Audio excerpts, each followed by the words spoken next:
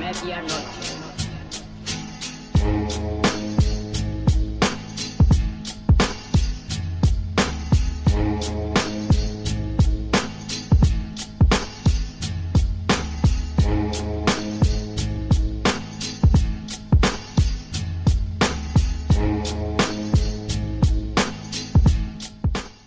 Bonjour ou bonsoir à tous en fonction du pays et de l'heure auquel vous nous écoutez. Bienvenue pour ce nouvel épisode de Bola Latina, le podcast 100% football latino de la rédaction de Lucarne Opposé. Avant de nous lancer, vous en avez l'habitude, je vous encourage à nous suivre sur les différents réseaux sociaux, Facebook, Twitter, Instagram, à venir surtout y interagir avec nous. Et je vous encourage également à nous rejoindre sur un autre réseau social, puisque c'en est un autre Discord, pour venir discuter avec la communauté Hello et aussi avec la rédaction de Lucarne Opposé. Je vous encourage toujours à consulter notre site lucarne-opposé.fr pour y lire les dernières actualités de la planète Hello et aussi prendre le temps de vous cultiver entre deux matchs. N'hésitez pas à vous abonner aux différentes chaînes sur lesquelles vous êtes en train d'écouter ce podcast et notamment notre chaîne sur YouTube et à y venir y laisser pouces bleus et commentaires, etc., etc. Si vous voulez vous enrichir niveau culture foot et nous soutenir, en profiter pour nous soutenir, je vous rappelle que le 14e numéro du Lucarne Opposé Magazine est sorti. Il évoque notamment quelques entraîneurs qui ont profondément marqué l'histoire du football.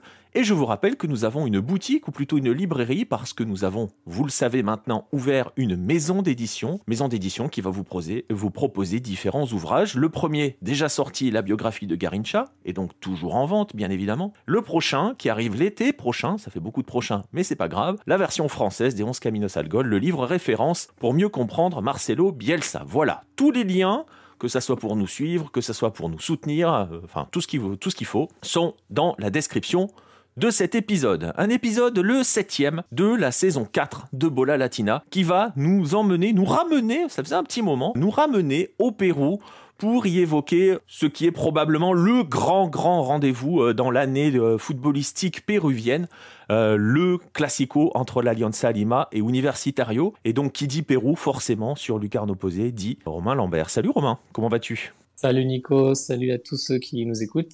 Moi ça va très bien, et toi ? Eh ben écoute, ça va très bien, on va pouvoir se lancer dans ce classico, dans cette grande rivalité péruvienne qui divise Lima. Avant de se lancer d'ailleurs dans ce classico, on a bien failli ne pas l'avoir cette année, parce que l'Alianza, on va le rappeler, avait été dans un premier temps sportivement relégué en deuxième division, fait historique, mais Romain, l'Alianza a été finalement un petit peu sauvé de l'enfer, on va dire. Effectivement, on a failli plus les revoir là, nos amis Aliancista, parce que l'année dernière ils ont réalisé une saison catastrophique. Ils ont été relégables pendant les dernières journées et relégués. Donc, comme tu l'as dit, sportivement, ils étaient dans 18e ou 17e du classement, qui était synonyme de ils perdaient la catégorie de la première division. Voilà, quand on a un gros au Pérou et qu'on a aussi ces petites relations et surtout de l'argent, on arrive à s'en sortir avec des bons avocats. Et du coup, l'Alianza Lima a en fait dénoncé un autre club, du coup forcément le club qui se retrouvait juste au-dessus de lui au classement, parce que ce club donc qui s'appelle Carlos Stein, qui n'avait pas payé qui n'avait pas payé sa licence, en gros, auprès de la Fédération péruvienne de football, pour pouvoir disputer la première division. Mais par contre, la fédération n'a pas entendu de cette oreille, n'a rien voulu savoir, donc l'Alianza Lima a présenté sa réclamation au tribunal arbitraire du sport, donc en Suisse, qui lui a donné raison. Donc la fédération a été obligée de réintégrer finalement l'Alianza Lima, parce que dans un premier temps le TAS a retiré des points à l'équipe Carlos Stein, et donc avec ces points retirés, forcément l'Alianza Lima passait au-dessus au classement 2020 et ne devait pas être relégué. Pour pimenter le tout, évidemment, la décision du tribunal est arrivée juste après la première journée de championnat 2021. Donc, le Carlos Stein avait déjà joué le premier match, mais donc pour rien, parce qu'ils se sont retrouvés maintenant en deuxième division. Ils ont fini leur préparation, on va dire. Non, mais c'est vrai que voilà. Après, c'est vrai que le temps du tribunal arbitral du sport n'est pas le même que. C'est un temps judiciaire, donc c'est pas le même temps que le temps réel. Mais voilà. Donc l'Alianza Lima est revenu, a peut-être fait le séjour le plus court de l'histoire en deuxième division, mais et donc est revenu. Enfin, officiellement, ils n'ont pas été relégués. Donc au final, c'est ça. Il faut bien insister là-dessus parce que j'imagine que Universitario, on va y entrer dans cette petite guéguerre entre les deux. J'imagine on risque de leur rappeler quand même que sportivement, c'était l'étage inférieur. Oui, de toute façon, là, on voit déjà à Lima des pancartes des supporters de Universitario. En gros, moi, je t'ai vu descendre sur le terrain, je t'ai vu descendre, je t'ai vu descendre. Donc, non, t'inquiète pas que tout au long de l'année, ça va charrier sévère. Ça va y aller, exactement. Alors, écoute, on va s'y plonger dans cette grande rivalité, dans ce classico péruvien qui divise Lima, et on va commencer par le commencement, comme d'habitude. On avait déjà fait cela avec le Fla-Flou. Voilà, on va faire pareil. On va remonter aux origines. Eh bien, ça va être assez simple. La première question, Romain, est-ce que tu peux nous rappeler quand et comment ces deux grands clubs péruviens, Alianza Lima et Universitario, ont été fondés, en commençant évidemment par le premier des deux, parce que on va essayer de se mettre personne à dos, si on commence par l'Alianza Lima, parce que Romain, l'Alianza, c'est le premier à arriver. Et voilà, on va commencer donc par le premier qui est né, l'Alianza Lima, comme tu l'as dit. C'est fondé en 1901, donc voilà, c'est assez vieux, un des clubs les plus anciens du Pérou. Au début, ça s'appelait Sport Alianza, parce qu'en fait, ils ont pris le nom d'un club d'équitation qui s'appelait Alianza. Et ça a été fondé en fait par un groupe de jeunes du quartier de la Victoria. Donc c'est vraiment pour le coup, c'est pas une institution, c'est pas une entreprise ou une université ou autre. Ce sont vraiment des jeunes d'un quartier qui ont créé ce club. Et c'est aussi l'un des premiers clubs qui a été fondé par des Péruviens. Parce que normalement au Pérou, c'est les Anglais qui ont amené le football et généralement les clubs qui étaient fondés, c'était des clubs fondés par des Anglais. Et ensuite, ils intégraient forcément des Péruviens dans les équipes. Mais du coup, l'Alianza Lima, alors je sais pas si c'est vraiment le premier, mais en tout cas, c'est parmi les premiers qui a été fondé par des Péruviens. En tout cas, l'identité péruvienne était vraiment affichée. Voilà. Déjà, on part vraiment d'un club très très péruvien, donc un club de quartier qui est très vite rejoint par des Afro-péruviens, parce qu'en fait, le quartier de la Victoria, c'était un quartier ouvrier. Donc, il y avait toute une certaine classe d'immigrés, non seulement des immigrés italiens, mais aussi des Afro-péruviens. Et ensuite, c'est plus tard, donc en 1924, qu'arrive Universitario. Donc là, comme son nom l'indique, c'est un club universitaire. Ça a été créé par des étudiants de l'université San Marcos. Donc San Marcos, c'est une université très prestigieuse au Pérou. Ça l'est toujours. C'est même on dit que c'est la doyenne d'Amérique. C'était une université très très ancienne en Amérique et donc qui est toujours prestigieuse de nos jours. C'est très difficile d'y rentrer. Et donc voilà, pour l'époque, c'était encore plus prestigieuse parce que tout le monde ne pouvait pas se payer des études. Quand on est jeune, 15-16 ans, on peut déjà travailler. Donc si on est étudiant, c'est qu'on peut se permettre de l'être et qu'on n'est pas obligé de travailler. Donc on a une certaine aisance économique, on va dire. Et ça a été donc ces étudiants, ils ont créé ce club un peu dans l'esprit, un esprit sain dans un corps sain. C'est-à-dire qu'à l'époque, même le gouvernement a incité les universités à promouvoir le sport pour que, voilà, c'est bien de développer l'esprit, mais il faut aussi développer le corps pour la santé, c'est important. Donc c'est pour ça qu'on voit un peu éclore un peu partout, comme à Cusco d'ailleurs, Cienciano, qui est fondé sous le même esprit. Et ce sont, je te coupe 2 secondes, et ce sont des thèmes que l'on aborde dans le MAG, le 12, si j'ai bonne mémoire, où l'on évoque l'impact du football universitaire sur le football aujourd'hui professionnel, mais donc dans le développement du football dans différents pays. C'est le cas au Pérou avec Universitario, notamment à Lima. Oui, en plus, Universitario, pour le coup, même du coup, ces universités ont réussi à développer encore plus le football dans le pays. Et d'ailleurs, en fait, Universitario, c'était des étudiants qui ont créé même une ligue, une sorte de ligue universitaire pour jouer contre les autres clubs d'université. Donc le premier nom, ça s'appelait même Federación Universitaria, vraiment le premier nom d'Universitario, qui changera de nom ensuite en 1933 pour s'appeler Universitarios de Deportes, qu'on connaît jusqu'à présent. Donc voilà pour planter le décor de ces deux clubs, qui sont encore aujourd'hui les deux clubs les plus importants du pays.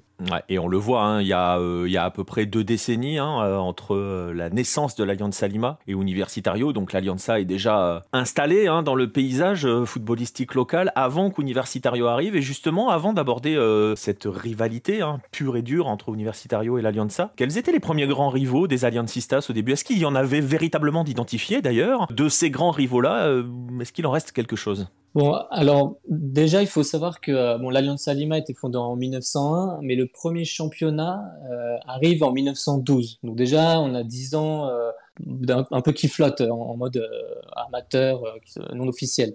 Donc après, la première compétition officielle, donc qui est toujours amateur, c'est 1912. Le premier titre d'Alianza Lima, c'est 1918. Et évidemment, bon, bah, les rivaux, c'est les adversaires de ce petit championnat qui se déroule seulement à Lima. En 1926, il y a la création de la Ligue Lima Callao, où là, ça commence vraiment un esprit de compétition. Là, c'est vraiment un peu plus sérieux, c'est une vraie ligue avec des vraies règles, un peu mieux encadrées. Voilà, on arrive déjà à 1926, donc là, Universitario est déjà créé, mais ne joue pas encore dans cette ligue. Par contre, on va dire le premier gros adversaire, la première rivalité, ça va être contre l'Atlético Chalaco, donc qui est un club du Callao. Mais je dirais que c'est pas vraiment la rivalité seulement avec l'Alianza Lima, parce que c'est plutôt une rivalité Callao contre la ville de Lima. Parce que Callao, enfin, pour le rappeler, c'est une ville portuaire qui est limitrophe de Lima. Ça touche Lima en fait, mais par contre les gens du Callao ne s'associent pas du tout avec Lima. C'est vraiment deux villes distinctes. Il ne faut pas faire l'erreur de dire que le Callao c'est un quartier de Lima, sinon Enfin, disons que tu vas la faire qu'une fois l'erreur, quoi. Voilà. Donc voilà, il y avait cette rivalité entre ce club, l'Atlético Chalaco, c'était comme un gros club de l'époque. C'était avec c'est ce qui se faisait de meilleur à l'époque, dans les années 20, dans les années 30. Donc ça pouvait être un peu l'adversaire de l'Alianza Lima. Enfin, il y a même des témoignages qui disaient que c'était quand même plutôt chaud, même les rencontres avec ce club-là, parce que surtout les supporters, les gens du Callao étaient assez violents. Enfin, j'ai vu des écrits de l'époque, des journaux, qui disaient qu'il y avait des supporters qui venaient avec de la dynamite carrément pour mettre des coups de pression. Donc bon, ouais, ça bastonne bien. C'est pas la petite bombe agricole qu'on a connue en France dans les années 80, quoi.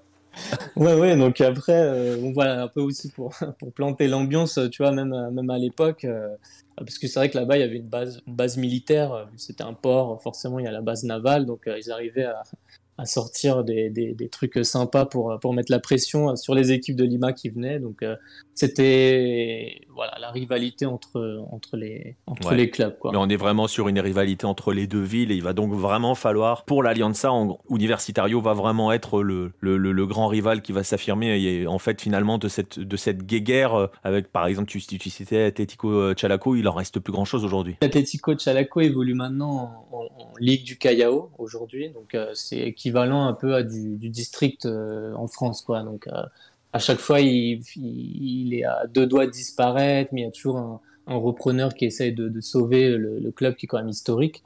Donc, mais ils sont plus ouais, vraiment dans le paysage, quoi. Non, c'est vraiment difficile, quoi. Ouais. Et donc, justement, on va voir. Hein, donc, on l'a dit, Universitario est arrivé 2 décennies après. Les deux équipes on connaissent déjà des temps forts avec des titres. Du coup, est-ce qu'Universitario devient véritablement l'adversaire, le grand rival de l'Alianza Lima? En fait, est-ce que le Classico naît quasiment avec Universitario ou est-ce qu'il y a un vrai point de bascule? Alors, Universitario est invité par la Ligue en 1928. Donc voilà, Universitario est créé en 1924, mais est invité seulement en 1928. Et dès 1928, en fait, il termine pour sa première saison à la 2e place. Donc déjà, sportivement, ça devient quand même une grosse équipe. Parce qu'il faut savoir qu'aussi, du coup, à l'époque, les étudiants et ce réseau d'universités était quand même assez puissant. Donc ils arrivaient à attirer quand même de très bons joueurs. Donc c'était pas forcément les étudiants qui jouaient, mais petit à petit, ils commençaient à recruter les meilleurs joueurs de la ligue. Donc ils avaient quand même une équipe assez sympa et compétitive très rapidement. Donc voilà, déjà dès 1928, Ils sont deuxième derrière l'Alianza Lima. Donc l'Alianza Lima, c'est quand même une grosse machine à gagner des titres déjà à cette époque-là. En 1929, l'Alianza Lima est désaffilié du championnat, car le club n'a pas voulu céder des joueurs pour à la sélection nationale. Donc ils sont en conflit avec la fédération, donc ils sont un peu punis et désaffiliés du championnat. Et cette année-là, Universitario remporte son premier titre déjà. Donc il profite un peu que la plus grosse équipe n'est plus là pour gagner le premier titre. Mais ça commence déjà à se croiser un petit peu sportivement parlant, dans le sens, tu vois, les destins se croisent déjà. Hein. Voilà, déjà ça commence à être un peu, forcément, l'Alianza Lima c'est l'équipe à battre et Universitario ça devient le challenger. Mais en fait, il commence à avoir un vrai point de bascule en 1934, car il y a eu un premier litige. C'est là qu'il y a un premier litige entre les deux clubs. Alors là, on va un peu sortir la calculette pour comprendre un peu les règles. On va se poser. Prenez le temps, messieurs, dames, parce que là, oui, il va falloir s'accrocher un petit peu. Hein. Vous allez voir où il est, le point de bascule, il est sur... Il n'y a pas de calculette véritablement comme cela à l'époque, mais vous allez voir, ils sont déjà solides. Voilà, donc on va essayer de jouer ça simple. Mais en fait, pour la dernière journée du championnat, on a Universitario à 20 points et l'Alianza Lima à 18 points, donc en deuxième position. Et en fait, à cette époque-là, avant chaque match de championnat, il y avait un tournoi des réserves. Donc, il y avait les réserves des clubs qui s'affrontaient juste avant le match officiel. Donc, ça pouvait être l'après-midi. Tu avais les deux équipes, donc, les jeunes du centre de formation, donc l'équipe réserve, qui jouaient. Et à la fin du championnat, le premier du championnat des réserves donnait des points à son équipe première, en fait. Donc, ce qui s'est passé là, c'est que avant la dernière journée du championnat, donc on a l'AU qui est premier, l'Alianza deuxième, et l'Alianza Lima bat l'AU, bat Universitario, donc gagne 2 points. Donc là, on a 20 points pour les deux équipes. Et à cette époque, il n'y avait pas la règle la différence de but, but à l'extérieur ou quoi que ce soit. C'était vraiment les deux clubs sont à égalité. Et pour les départager, il y a du coup ce tournoi des réserves. Et il se trouve que l'Alianza Lima réserve a battu la réserve de l'Universitario. Donc en gros, l'Alianza a battu les deux clubs d'Alianza, a battu les deux clubs de Universitario. Mais donc à la fin, l'équipe réserve de l'Alianza Lima donne 5 points, 75, parce que pour pimenter la chose, il y avait et Universitario qui finit deuxième du tournoi, pour sa part, donne 5,50.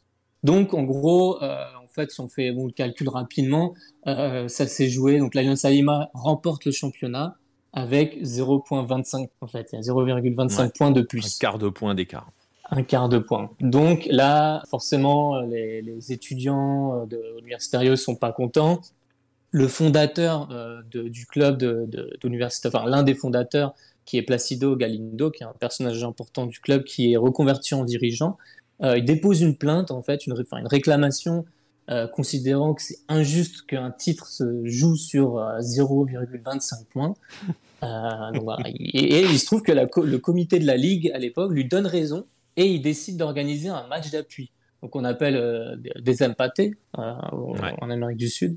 Et il se trouve, en plus, ce dernier match, il a eu lieu que le 7 juillet 1935. Donc 8 mois après cette fameuse finale de 1934, en fait. Donc pendant 8 mois, on va dire que l'Alianza Lima était virtuellement champion. Et pour ce match de Desempaté, ce match d'appui, c'est Universitario qui gagne, donc sur un but notamment de la légende Lolo Fernandez, qui avait même marqué lors de la finale. Donc c'était le héros de ces matchs, on va dire, de ces 2 matchs. Et donc le titre est finalement donné à Universitario. Donc dans le palmarès, 1934 est attribué à Universitario. Donc c'est vrai que c'est un peu scandaleux parce que pareil, là sur le terrain, on parlait tout à l'heure de l'Alianza Lima qui descendait sur le terrain, mais là C'est ce que j'allais te dire. Ils sont restés en D2 quelques semaines, sauvés par le tribunal, l'Alianza, mais en 34, ils ont perdu le titre. Ils ont été champions quelques mois avant d'en être dépossédés par une décision administrative, quoi. Voilà, exactement. Et puis pour le coup, l'Alianza Lima, il le prend très mal parce qu'à cette époque-là, c'est vraiment une machine, c'est une équipe qui veut tout battre. Et surtout, ce titre-là leur aurait permis un quadruplé parce qu'ils étaient déjà, ils avaient gagné les 3 dernières saisons. Donc là, ils auraient été le premier club à avoir remporté 4 titres d'affilée. Donc enfin voilà, c'est quand même un peu, c'est quand même gros en fait pour l'Alianza Lima. Et encore aujourd'hui, c'est toujours, enfin, ça fait toujours polémique. On entend toujours parler. Les fans de l'Alianza Lima de ce titre. Enfin, dès qu'il y a un litige avec Universitario, ils vont ressortir cette histoire de 1934. Quoi. Mais on le voit du coup, et c'est un petit peu souvent le cas. Hein, il y a de nombreux classicos devenus super classicos pour certains. Je pense à ton voisin du Sud, où c'est pareil, il a fallu un match pour le titre qui a fait véritablement changer de dimension ce duel. Malgré cela, en plus de tout cela, justement, tu l'as un petit peu évoqué sur les racines de ces deux clubs-là. Alors on le voit, il y a une rivalité sportive, mais si on regarde un petit peu les racines de ces clubs-là, tu parlais du quartier de la Victoria pour l'Alianza Lima, avec donc la population qui vit à la Victoria, qui est une population ouvrière, des immigrés et des Afro-Péruviens notamment. Ça, ce sont des thèmes que tu as souvent abordés aussi, que ça soit sur le site ou dans le magazine. Je pense notamment au magazine numéro 6 où il est beaucoup question de l'Alianza Lima, même jusqu'à la couverture, il faut le dire. Donc je vous invite à vous le procurer. Mais bon, voilà, il y a quand même ça correspond à une certaine classe, l'Alianza Lima, donc une classe ouvrière, une classe pauvre. Universitario, tu l'as dit aussi, c'est une université, il y a un prestige, il y a un autre type de public qui se rend autour de là. Est-ce que cette rivalité qui explose sportivement en 34, elle est justement d'abord sportive, ou est-ce que tout de suite il y a la lutte des classes qui se mêle à cela? Et si oui, comment c'est alimenté tout cela? Est-ce que c'est alimenté d'ailleurs tout cela? Est-ce qu'on joue sur ces ressorts-là? La rivalité, elle est un peu des deux, quoi. Il y a le football, déjà, enfin, qui est totalement opposé. C'est un style de football totalement opposé. Enfin, je te parle de cette époque-là. Par exemple, l'Alianza Lima, ça pratique un football de rue, football désordonné, mais qui reste spectaculaire. Enfin, c'est le football, enfin, c'est des ouvriers, donc ils n'ont pas le temps de s'entraîner. Ils jouent le football comme ils jouent dans le quartier. Et ils jouent avec ses dribbles. C'est un peu le credo, c'est s'en sortir sur le terrain comme s'en sortir dans la vie de tous les jours. Donc avec des passe-passe, essayer de tromper l'adversaire. Et par contre, ça, c'est un football qui est mal vu en plus à l'époque. C'est l'anti-football de l'époque parce que le football, c'était vraiment le sport noble d'anglais avec la tactique ordonnée. Très Et du coup, codifié. voilà, et ça, c'est le football que pratique Universitario. Et Universitario, ce sont des étudiants. Donc, c'est vrai que c'est pas forcément les riches contre les pauvres, mais c'est un peu une classe plutôt intellectuelle. Les étudiants qui sont ordonnés, qui ont une meilleure vision du jeu peut-être, une belle tactique. C'est un beau football aussi. C'est deux philosophies qui s'opposent. Voilà, tout à fait. Deux philosophies de vie et de football, donc du coup, qui s'opposent. Un petit peu, je fais le parallèle avec, si vous l'avez écouté, chers auditeurs, le dernier Planète Hello à Bangkok, où il est aussi question de cette identité footballistique qui témoigne de l'identité de la vie du quartier ou de la ville dans lesquelles les clubs sont basés. On la retrouve donc tout de suite avec l'Alianza Lima et Universitario aussi, avec donc, voilà, on est à l'image des gens qui nous ont créés ou qui viennent nous voir concrètement. Oui, en plus, pour rajouter aussi sur l'Alianza Lima, le football leur permet de renverser cette pyramide sociale parce que, comme je te l'ai dit, l'Alianza Lima, c'est le meilleur club de l'époque parce qu'ils jouent comme ils veulent jouer. Finalement, ils jouent pas avec le frein à main, si tu veux. Ils se font plaisir et tu vois un jeu spectaculaire et puis ils battent tout le monde. Et ils battent surtout des clubs de classe plus huppée, ces fameux clubs anglais dont on parlait aussi tout à l'heure, qui étaient un peu réservés à une certaine élite quand le football est arrivé dans le pays. Donc là, c'est un peu une revanche sur la vie, un peu. Donc, mais en même temps, c'est mal vu par cette élite parce que c'est le fait de dribbler un joueur, de provoquer. C'est une insulte, quoi. C'est normalement dans le football, ça se fait pas, quoi. Et c'est marrant parce que même encore aujourd'hui, on a cet esprit quand on voit par exemple Neymar qui provoque ses adversaires et ses adversaires qui le fauchent derrière parce qu'il devrait pas le faire. Parfois, même encore aujourd'hui, c'est mal vu. Donc, il y a encore ce football qui s'oppose. Ah, l'art du dribble reste quand même un sujet à bien des débats, mais ça, tu vois, ça me fait penser à une autre question parce que tu parles de cette, voilà, cette identité footballistique qui est liée à l'identité des gens que représentent ces clubs-là. Il y avait aussi cette dimension que tu avais évoquée au début. C'est une question qu'on n'avait pas forcément préparée, mais tu vois, elle m'arrive comme ça. Enfin, préparée dans le sens, oui, on vous donne des secrets de fabrication, on prépare nos thèmes avant de démarrer nos podcasts, sinon ça durerait 7h28. Et je suis pas sûr que vous teniez 7h28. Et tu parlais aussi quand même du fait que l'Alianza Lima, dès le départ, c'était le premier, ou l'un des premiers en tout cas, véritable club péruvien. Est-ce que ça permet aussi à l'Alianza Lima d'être reconnu en dehors de Lima? Tu vois ce que je veux dire, ce club qui vient bousculer certains codes et qui va représenter d'autres classes, est-ce que ça lui permet d'avoir une aura supplémentaire en dehors de Lima, ou est-ce que ça reste quand même encore très localisé que sur Lima à l'époque et aujourd'hui? Enfin, à l'époque, bon, le football était assez centralisé, mais de nos jours, par exemple. Oui, bah après, c'est vrai que ça laisse forcément, ça laisse ouvrir des portes pour des clubs qui veulent limiter. Et on a retrouvé d'autres clubs qui ont fait la même chose. Il y a d'autres clubs péruviens qui se sont créés, et puis heureusement. Donc, et encore aujourd'hui, c'est vrai qu'on retrouve beaucoup de supporters de l'Alianza Lima en dehors de Lima. Tu vois, Ouais. étrangement, c'est un des clubs les plus représentés dans le pays, même en province, où il n'y a pas forcément un club de foot de la ville. Donc, il se range derrière l'Alianza Lima parce que c'est un football, encore une fois, c'est un football qui représente le peuple, qui représente pas forcément une élite, mais c'est comme quand on joue avec ses copains dans le stade du quartier, ben, eux, ils vont jouer pareil. Et puis, en fait, ils amènent la façon de jouer, ça fait rire quand ils mettent sur les fesses le défenseur adverse. Bon, bah, ça fait rire ça fait rire la foule. Donc, les gens, finalement, ils vont au stade pour voir, surtout les gens qui comprennent pas forcément le football, ils préfèrent voir ce genre de match où les gens, enfin, où on rigole parce que voilà, Ouais. il y a un beau dribble, plutôt qu'un football ordonné comme Universitario où on va pas trop comprendre la tactique. Même s'ils gagnent, ben, peut-être le spectateur il s'ennuie parce qu'il comprend pas trop. Donc on le voit, il y a une vraie opposition dans tous les sens du terme entre ces deux clubs-là. On va se plonger un petit peu dans ce classico, un petit peu davantage même dans l'histoire de ce classico, Romain, justement en essayant, si tu le peux, de nous égrener quelques-uns des classicos les plus mythiques, ceux qui ont véritablement marqué l'histoire. On a vu celui de 1934 qui est, allez, on va le dire, le point de départ. Quels sont, enfin le point de départ, le point de bascule, parce que c'est pas le premier, justement, quels sont les grands classicos que l'on peut poser dans la grande histoire des Alianza Lima Universitario? Oui, c'est vrai qu'il y en a eu un paquet depuis des classicos, mais forcément, il y en a qui sont plus mythiques que d'autres. Bah, on va quand même parler aussi du tout premier match entre les deux équipes, donc en 1928, qui s'est quand même pas très bien terminé finalement, même s'il n'y avait pas déjà la rivalité après 1934.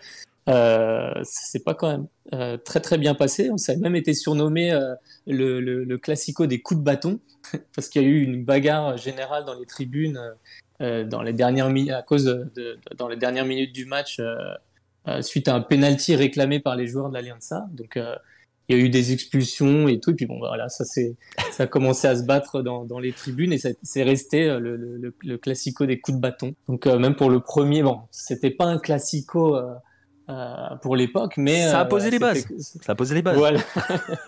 Voilà, mais bon, après, comme je l'ai dit, c'est vrai que ça se passait aussi contre d'autres clubs, hein, par exemple contre l'Atlético Chalaco. Bon, voilà, Ouais. quoi, mais voilà, déjà dès le premier, comme tu dis, il y avait déjà les bases qui étaient posées. Ensuite, il y a en 1949, il y a eu peut-être le plus spectaculaire, le 12 juin 1949, où l'Alianza Lima a écrasé Universitario avec 9 buts à 1. Donc ça, c'est quand tu Ça, gagnes contre ton ouais. rival 9-1, bah, ça reste. Ça, c'est celui il faut pas rappeler à l'un des deux, en fait.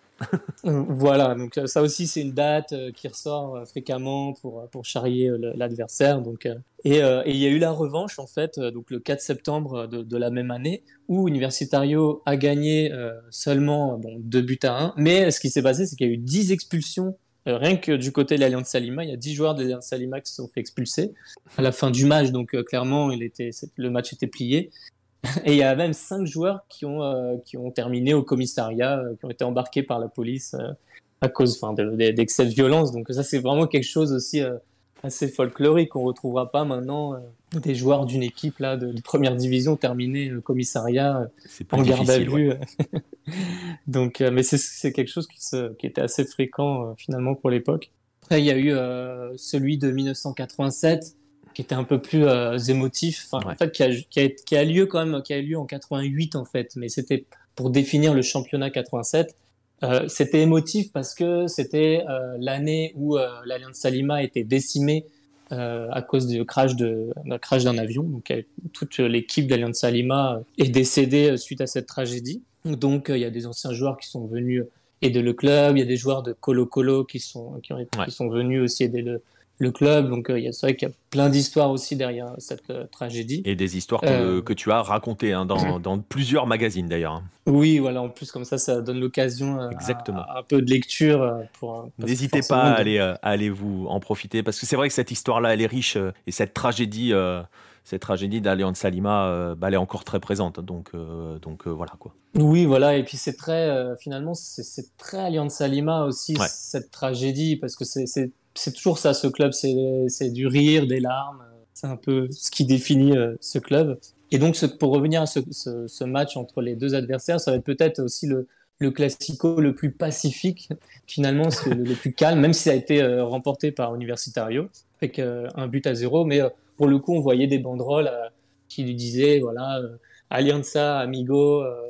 Universitario est avec toi. Donc voilà, il y avait quand même, Ouais. malgré la rivalité, il y avait quand même du soutien de la part du grand ennemi, en fait. Ce qui est logique hein, dans un sens. Ce qui montre aussi quand même que voilà, pour dire les choses clairement, voilà, on se met dessus pendant 99% du temps, mais voilà, quand le grand rival subit une telle tragédie, bah voilà, on finit par oublier un petit peu tout cela quand même, hein. Exactement, ça reste Ça reste du très, foot. très humain. Ouais. Voilà. Et du coup, là, bah, après, en 1988, pour le coup, enfin, la bagarre revient, en fait, donc, la Bon, même très vite année. en fait. Voilà, donc là, Universitario gagne 2-0 le match. Il y a eu 3 expulsions de l'Alianza Lima en première période, puis 2 blessés en seconde, toujours de l'Alianza Lima, qui termine le match à 6-11. Et ça, c'était un match de Libertadores. Donc voilà, on est plus dans le. C'est peut-être pour ça, on a fait une pause Ouais, ouais. on n'est plus au Pérou, là, on est sur la scène continentale, donc il faut montrer qu'on sait aussi se bagarrer.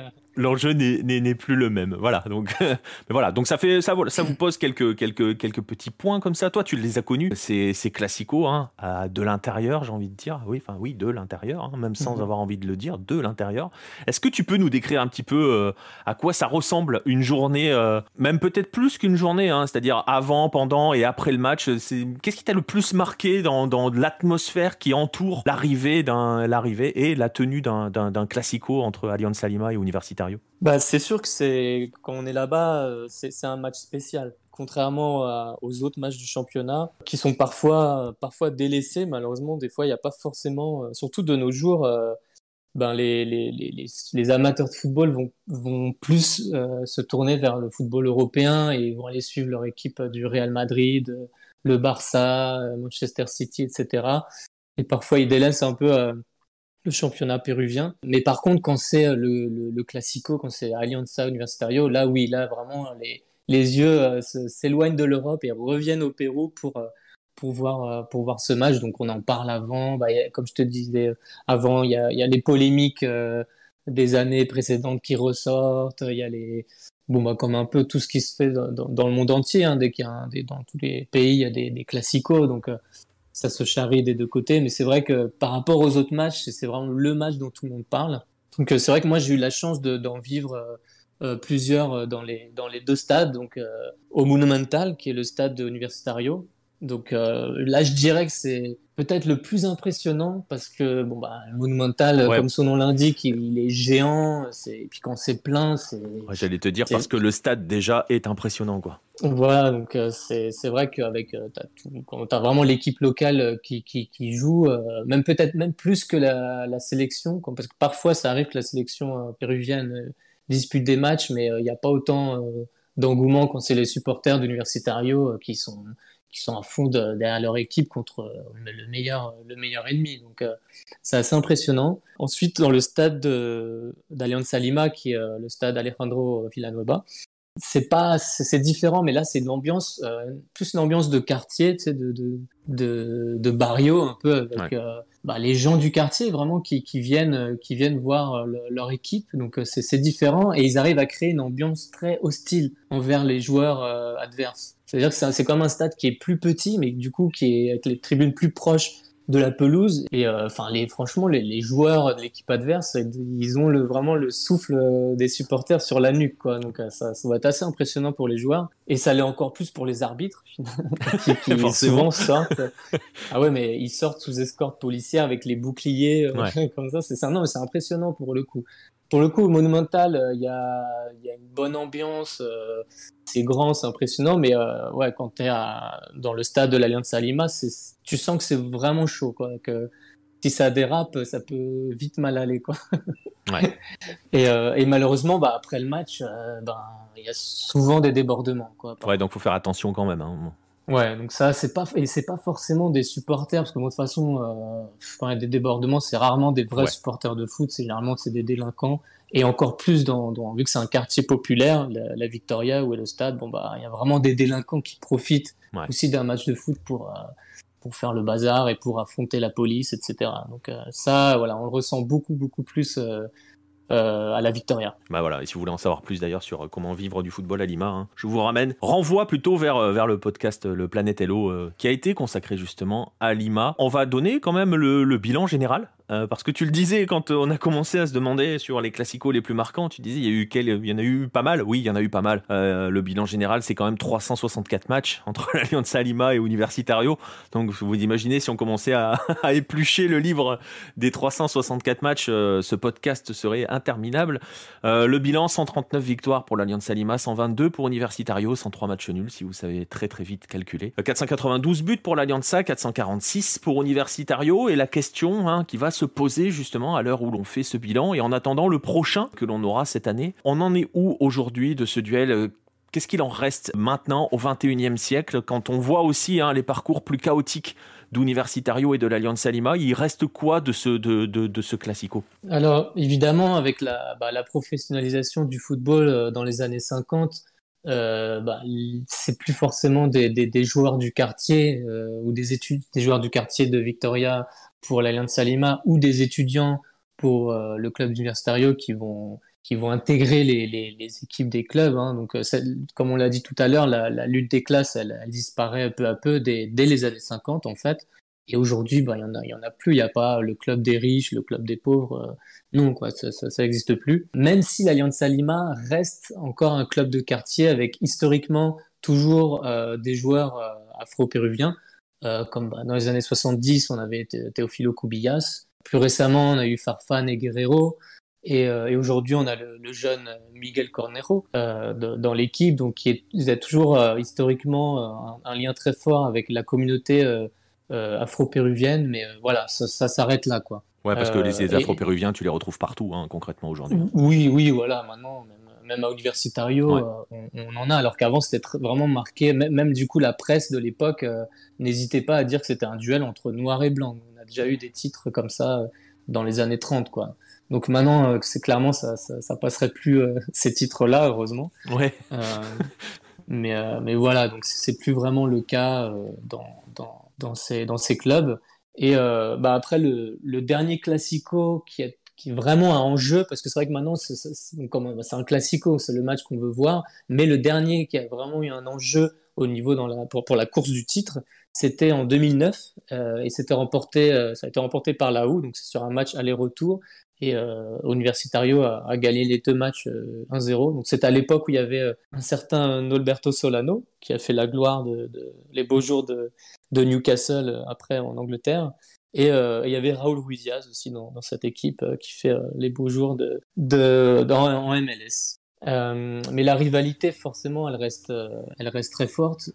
Les deux clubs, ils évoluent toujours en première division, même si Alianza, comme on l'a dit au début de podcast, ils sont toujours très chaud. Mais ils y sont toujours. Et ce sont les deux clubs les plus populaires du pays, clairement. Et c'est vrai que leur style de jeu reste quand même différent. Tu vois, à l'Alianza Lima, on essaie toujours de garder cette malice dans le jeu. Et Universitario, c'est toujours un peu plus ordonné, quoi, même si forcément ça a évolué depuis ces années-là. Et en fait, j'aimerais aussi ajouter qu'entre-temps, il y a un troisième acteur qui est venu perturber cette rivalité, c'est le Sporting Ouais. Cristal, qui est la machine à gagner de ces dernières années. Donc le Sporting Cristal, ils sont arrivés dans les années 50, donc ça avait quand même pas mal de temps. Et là, c'est 10-20 dernières années, c'est l'équipe qui gagne tout. Donc c'est l'équipe à battre et forcément, c'est l'équipe qui veut devenir un gros du Pérou. Et il y a toujours il y a maintenant cette rivalité entre Sporting Cristal Alianza ou Sporting Cristal Universitario. On va dire que c'est un ménage à trois qui se passe gentiment, quoi. Ouais, en disant, tu l'as dit, hein, sur les 20 dernières années, 10-20 dernières années, c'est le monstre, hein, le Sporting Cristal. Et les deux autres ont un petit peu des miettes et continuent en gros d'alimenter l'histoire, hein, concrètement. Oui, c'est ça. De toute Enfin, façon, la rivalité est tellement forte depuis ouais. ces dernières années que ça va continuer, hein. Et puis bon, ça reste quand même, même l'Alianza Lima et Universitario, ça reste toujours des favoris, même si voilà, Universitario, ça fait quand même pas mal de temps qu'ils sont pas remporté le titre. Bon, Alianza Lima, ça fait depuis 2017, mais bon, voilà, c'est pas toujours ça, mais ça reste les trois avec le Sporting Cristal, les trois gros du Pérou, les trois favoris, quoi. Ouais, qu'on est toujours obligé de mettre dans la case des favoris. On est un peu embêté d'ailleurs avec l'Alianza Lima cette année, puisqu'ils n'étaient pas prévus. Mais on le voit, hein, tu l'as dit à l'instant, l'Alianza qui a été relégué, qui revient dans l'élite en quelques semaines, voilà, fait quand même venir du Farfan. C'est Voilà, pas. et qui revient avec Farfan et qui pourrait peut-être, pourquoi pas, jouer le titre, hein. Moi, c'est un Voilà. peu prématuré de dire ça, Ouais, mais on sait on pas, sait pas. parce qu'on sait pas trop où ils vont concrètement, on sait pas trop d'où ils Ouais. partent, donc on sait pas trop à quoi s'attendre. Mais très clairement, si la machine se met en marche, ça peut très très vite jouer les premiers rôles. Voilà, tout à fait. Donc, même si c'est vrai que le gros favori, ça reste Cristal, mais les autres C'est ça. peuvent créer la surprise à tout moment, quoi. Et alors, on va terminer avec un dernier élément qui montre quand même, hein, que ce classico, il dépasse le cadre du football. Alors, si vous connaissez d'autres classicos, je pense par exemple à l'Uruguay, vous savez qu'entre Nacional et Peñarol, on en arrive à se mettre dessus pour des petits points historiques. Donc, il y a des tests d'histoire à propos de savoir entre les deux qui est le plus vieux. Enfin, ça déborde dans tous les cadres, dans tous les pans possibles. On sort souvent du football. Au Pérou aussi, entre Universitario et Alianza Lima, on sort du cadre du football. Et comme on est au Pérou, forcément, il y a un autre classico qui se joue. Il se joue dans l'assiette. Ah oui, parce qu'au Pérou, forcément, c'est la gastronomie, Bah oui. c'est un point important avec le football. Quand on arrive au Pérou, on vous parle de football et de gastronomie, donc il fallait forcément réunir les deux. Et par exemple, Universitario, il y a un dessert bon, un dessert, c'est assez basique, mais c'est du riz au lait qui représente Universitario. Et pour l'Alianza Lima, en fait, c'est la Mazamorra Morada. C'est en fait du maïs, c'est une gelée de maïs mauve. Alors, faut aller le voir et le goûter pour se rendre compte. Mais du coup, ils ont créé une combinaison des deux. Et voilà, donc à chaque fois, c'est assez fréquent devant les stades de voir des vendeurs. Voilà, soyez pas étonnés si devant les stades vous voyez ce genre de dessert. C'est vraiment du riz au lait avec cette crème au maïs qui est couleur mauve noire. Parce que du coup, arroz con leche, le riz au lait, c'est crème, donc c'est le couleur du maillot de Universitario. Et l'autre qui est un peu plus, on va dire, violet sombre, qui représente l'Alianza Lima. Donc voilà, c'était pour terminer ce podcast sur une petite note gastronomique. Ouais, c'était surtout au cas où, hein, pour vous donner envie d'aller manger ou au cas où. Mais on est obligé Voilà. de parler nourriture quand on arrive au Pérou, c'est dramatique parce que derrière on a juste faim en fait. C'est ça. Et ben voilà, on va rester là sur ce classico entre l'Alianza Lima et Universitario. On attend le prochain. On n'a pas de date, hein, pour celui-là. Je me trompe peut-être, hein. Non, on ne Non, sait pas pour encore, hein. l'instant, non. On Non. navigue un petit peu à vue, hein, sur le calendrier et notamment le calendrier de l'Alianza Lima. Oui, en plus. Donc voilà, bah écoute, merci à toi Romain, de m'avoir accompagné dans cette découverte du classico péruvien. Je t'en prie, et puis voilà, j'espère que ça va donner aussi envie aux auditeurs de suivre aussi ces matchs, quoi. C'est vrai que s'il y a un match à recommander pour le championnat péruvien, forcément c'est celui-là, donc n'hésitez pas. Bah, c'est vrai que c'est quelque chose qu'on dit toujours. C'est toujours une porte d'entrée. Hein, quand vous ne connaissez pas un championnat, quel que soit le pays, particulièrement en Amérique latine, entrez par un classico. Mettez de côté le côté, tu vois, tu parlais d'Universitario avec l'aspect un petit peu spécialisé, football scientifique. Mettez ça de côté quand vous entrez dans un classico parce que vous entrez dans la culture locale plus que dans un match de football. Et donc, ça vous permet d'entrer véritablement dans un pays, dans un pays et donc ensuite dans un football. C'est pas forcément les plus grands matchs footballistiquement parlant, mais ce sont les plus grands matchs parce qu'ils représentent concrètement. Voilà, exactement. C'est vrai que je pouvais pas dire mieux parce que c'est un peu la vitrine du championnat, tout simplement. Exactement. Voilà. Donc on vous encourage à venir découvrir ces matchs-là. Et puis on va vous laisser ici. On va vous laisser. Donc voilà, on vous a donné à manger. On vous a donné à manger physiquement parlant et de la nourriture aussi footballistique. On va vous souhaiter une bonne fin de journée. On va vous encourager, hein, je le disais en début d'émission, à nous suivre sur nos différents réseaux sociaux, à nous rejoindre sur notre Discord, à nous suivre, nous soutenir, etc., etc. On va vous laisser ici. Merci à tous et à très bientôt pour de nouveaux épisodes de Bola Latina. À bientôt les amis.